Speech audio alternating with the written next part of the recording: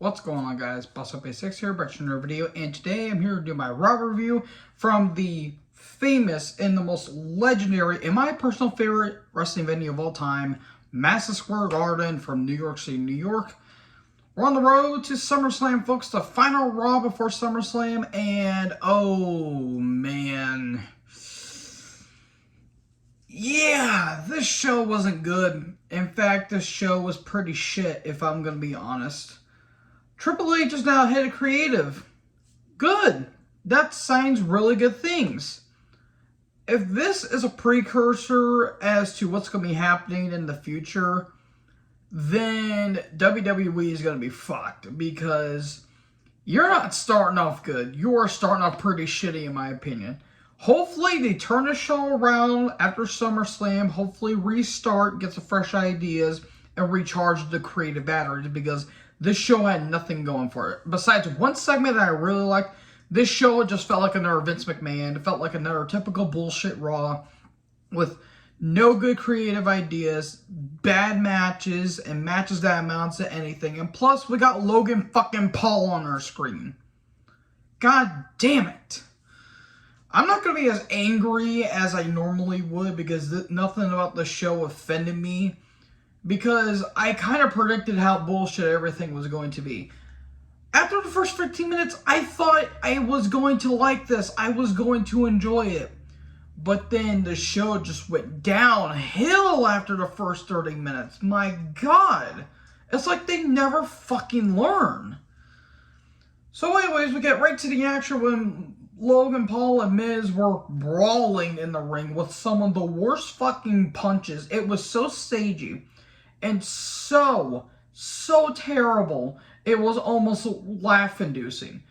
That was horrendous. Paul trying to act tough like he's ever been tough in his life. Yeah, I understand. He worked at MMA. He did have some boxing match. Well, he didn't work in MMA. He did boxing. He had a match at Mania.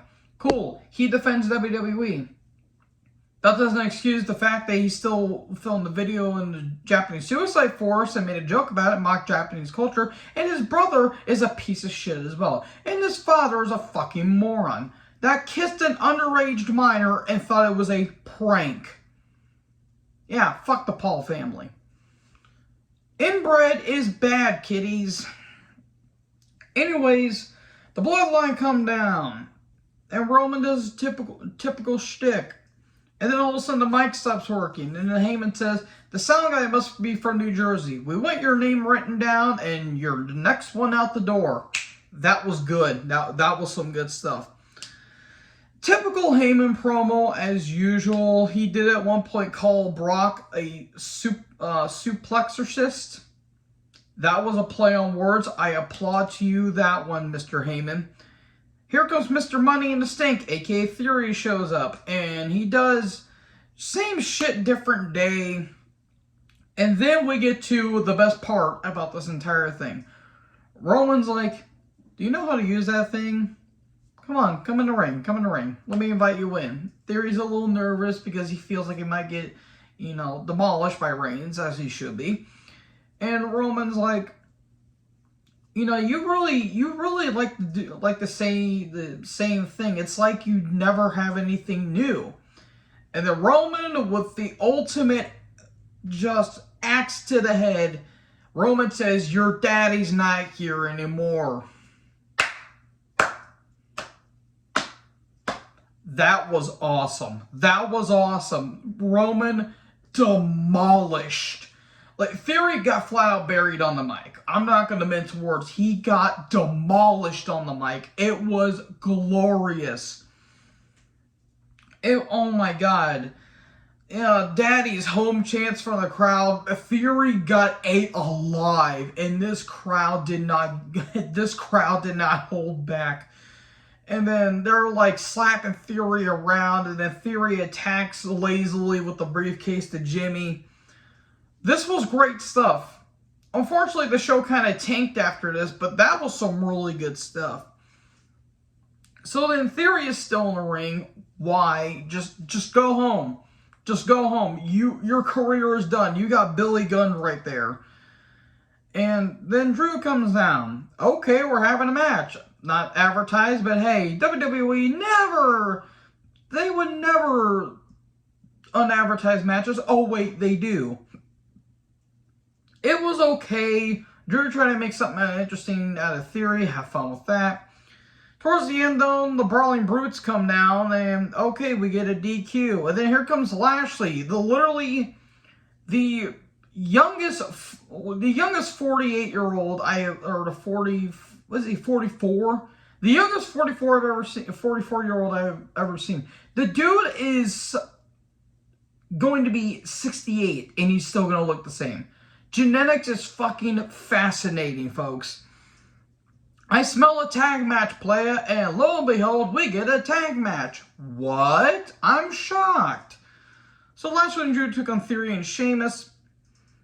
It was alright. It was just kind of there. It's the setup. Theory versus Lashley at SummerSlam, and Sheamus versus Drew is going to happen on SmackDown in the Irish Donnybrook match, whatever the fuck that is. Dunn and Holland try to interfere, but they eventually get tossed. Eric Crush on the floor. Ouch, that looked like that hurt.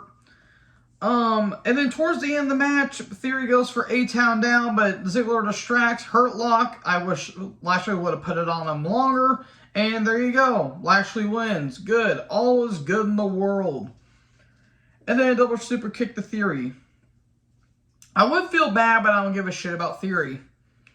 The Rey Mysterio video package. I like how they put Metallica's Wherever I May Roam, but it was kind of hip-hoppy and it was really, really, really bad. However, Wherever I May Roam is a killer song. And I would like to make another thing. If Motorhead isn't inducted to the Hall of Fame last year, that thing is a fucking scam. Well, to be fair, it actually is a scam because there's people in there that shouldn't be in there. Like the Bellas. And Sonny. I'm going to get shit for that, and I don't really care. And also, might as well just put in Metallica, because they've been associated with the company since 2003, at the latest, I want to say, because they did play Saint Anger on SummerSlam 03. That was a show, and that was certainly an album. One of the worst albums universally, even though I defend it to this day. Moving on from that. And then we get footage of Mysterio's arriving. By the way, that video package was just celebrate 20 years of Rey. The Mysterios arrive. Did somebody at least give... What the hell is Rey's wife's name again? Oh my god, I'm drawing a blank. I feel dumb. Did the wife at least get some lemon pledge, please? Thank you. And Aaliyah's here. Last time Aaliyah was involved in a storyline, it involved Murphy. And a love angle. Yeah, that wasn't uncomfortable in the slightest. I don't care if it was consent, that's still a major age gap. That is 19 and 32, folks. A little bit suspicious? I think not. So yeah, and then we get an Edge video package. He's coming too. Ziggler's backstage. Why do you keep, wanting to go after Theory? And Ziggler was like, well, I've seen many guys like this. Thousands have come, thousands have gone. And then Styles shows up. He talks for a little bit. And then the Alpha Academy show up. Remember when Chad Gable was taken seriously? Now they just made him into a goof to the point of no return? Yeah, Pepperidge Farm remembers. I smell a tag match. We're getting that later on tonight. The Mysterios come down. I'm not going to go everything that Rey talked about because Rey was very hyped up and he was very emotional. Crowd chant, you deserve it. He talks about his matchup with Edge, Orton, Batista, and of course Eddie Guerrero. Rest in peace, Eddie Guerrero. Miss you to this day. And he says he's proud of Dominic, carrying on the family legacy. And all that stuff. And all of a sudden, here comes Balor and Priest. Remember when Judgment Day was going to be something, and then they absolutely just destroyed it as soon as they kicked Edge out for some reason? And now that it's damage beyond repair.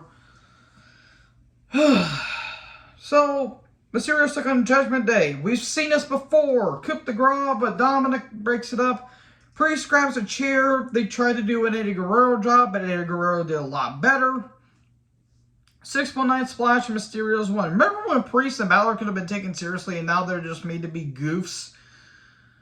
Cody wins the ESPY award. Cool.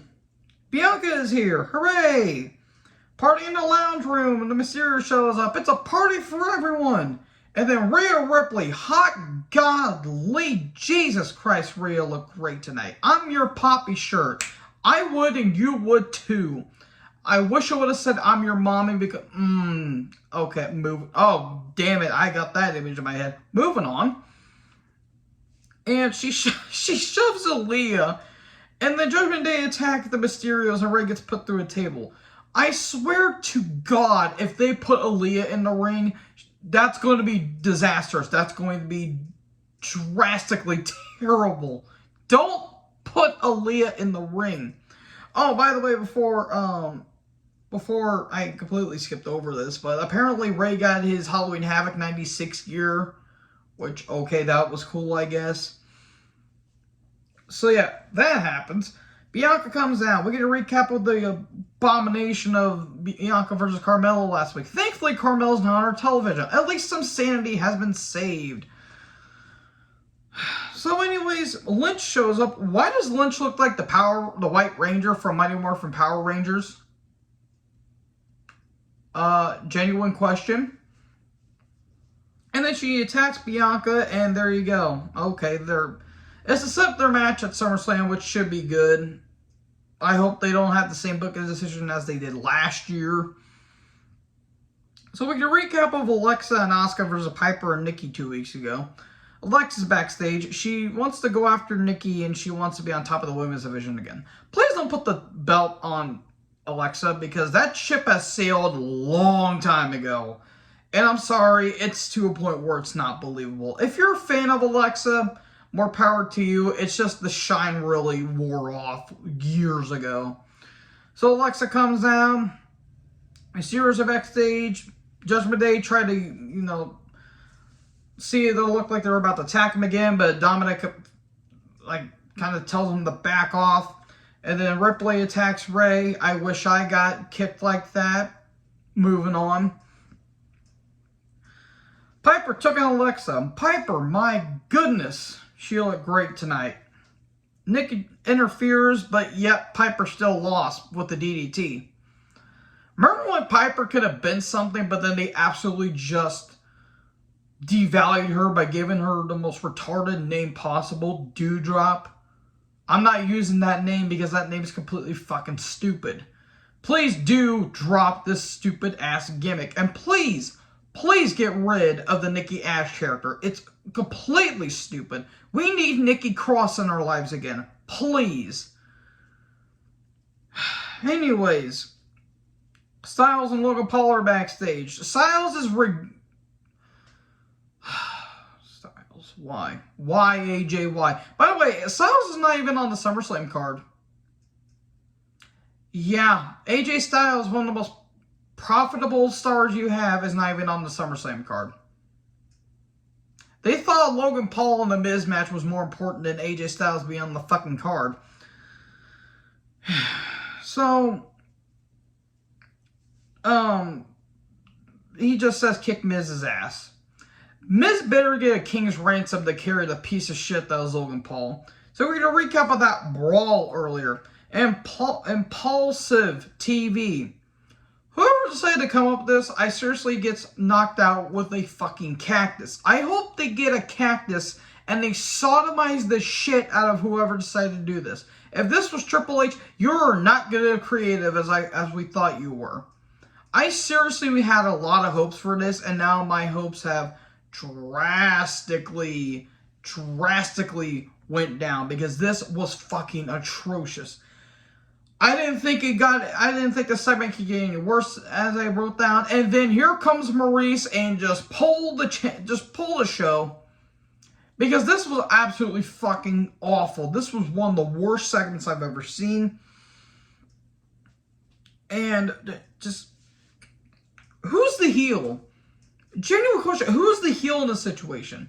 Miz is a natural hero. He's a better heel than a babyface. No one wants to cheer for Logan Paul, and no one likes Logan Paul. And if you do, you're lying to yourselves. This is terrible. And why are they talking about ball size? I don't want to hear about someone's junk. Again, I'm not talking about the first time. Moving on. And Maurice has like a ball purse or some dumb shit like that. This is what Miz has been reduced to, by the way. And then Maurice slaps Logan. She should have slapped him harder for that shirt he was wearing. And for being a complete fucking nuisance, the human toolbox as he is. Then Ciampa attacks Paul, and Paul tries to attack Ciampa. Ciampa had every right to knee the fuck out of him. And then skull crusher finale to Paul. This was abysmal, atrocious, offensive, horrendous, terrible. One of the worst segments of Raw this year. And for all the bullshit they pulled, that's saying something. Street Profits backstage, and Usos and Jeff Jarrett shows up, and, you know, they have a little bit of a scuffle, and Jarrett says, save it for the pay-per-view, no more. Save it for the pay-per-view.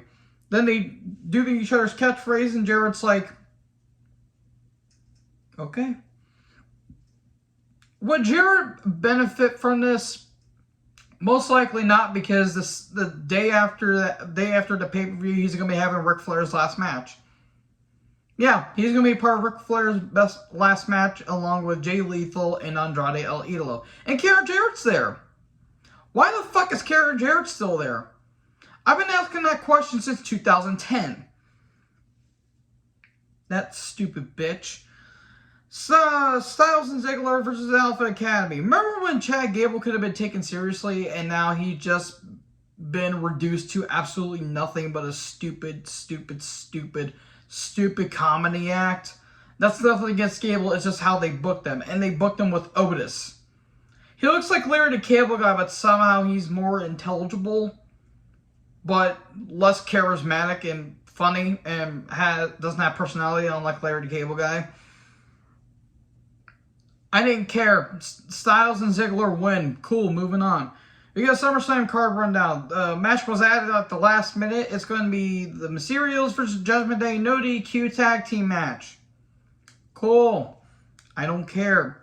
Bloodline took on Street Profits and Riddle.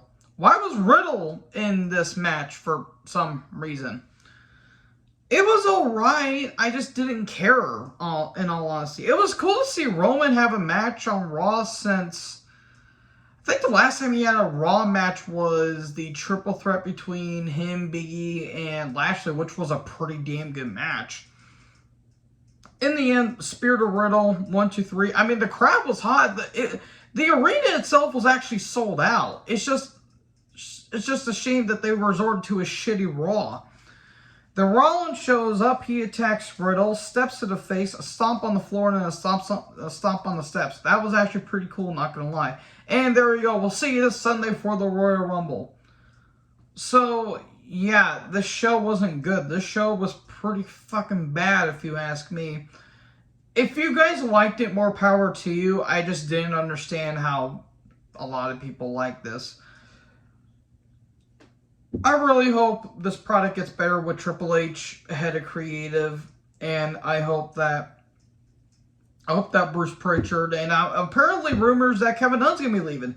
Good. Fuck that guy for saying that Becky Lynch wasn't attractive enough to be world champion. Oh, go fuck yourself. Go suck one, Kevin Dunn. Dumb looking motherfucker. Go chomp on wood for all I care. You probably could with your beaver teeth. Stupid ass. Anyways, that's a story for another time. Hope you guys enjoyed this video. Make sure you guys like, comment, subscribe. Tap the little bell for more notifications. Join the world. Talk to you guys next video. Peace out.